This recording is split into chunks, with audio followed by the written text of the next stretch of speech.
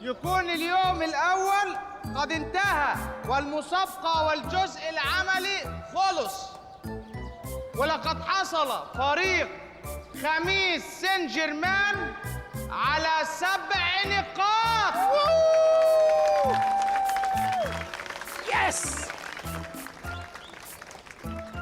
وحصل فريق بلاطة سراي على 60 نقطة.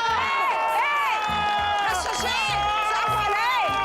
بلاطة بلاطة بلاطة بلاطة.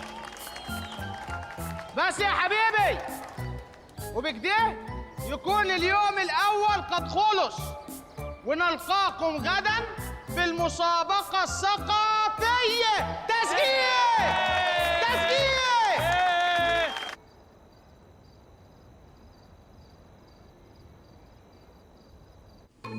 لا اله الا الله. وبعدين يا ولاد، ملناش نصيب نكسب في البطولة دي خالص ولا ايه؟ وايه وخلاص؟ اسمي بقى قموصة؟ مفيش حل؟ على فكره يا عم عيد انت مأفور جدا. على فكره اسم قموصه مش وحش زي ما انت متخيل بجد. انا ما اعرفش انت ليه مأفور كده.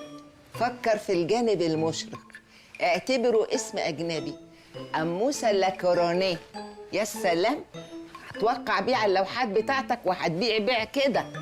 لا يا جماعه، تغيير الاسم ده هيبقى فيه مشكله كبيره جدا جدا جدا جدا جدا. ليه بقى؟ دلوقتي بابا اسمه عيد، لما نغير اسمه لقموصه كلونيا لازم نكلم كل مطاعم الدليفري اللي بنجيب من عندهم عشان يعرفوا تغيير الاسم ده، عشان يبعتوا لنا الاوردر صحيح.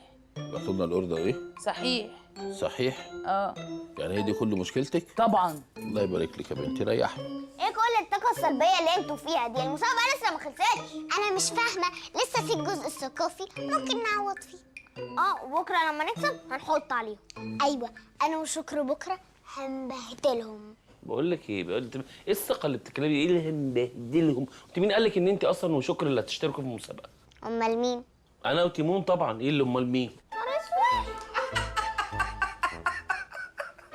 انتوا عايزين تكسبوا في مسابقه ثقافيه؟ ايوه يا ماما. هو في ايه يا جماعه؟ هي الايه اتقلبت خلاص. الايه اتقلبت مسابقه ثقافيه. مين اللي هيشترك فيها غير انا وتيمون؟ انت يا ابني مش قاري المجلد بتاع سلسله المعرفه؟ قاريها، بس انا قاري هي بالحروف ابجديه. انا قاري حرف الف بس، فما اعرفش اجاوب على اي سؤال غير في حرف الف. يعني فيونكه، فانوس، فريال كده يعني. ماشي، وانا هجاوب على بقيه الحروف الابجديه. اللي هي ايه بقى؟ ايه؟ اللي هي ايه بقى الحروف الابجديه؟ الباقي كله بقى. قول لي مثال.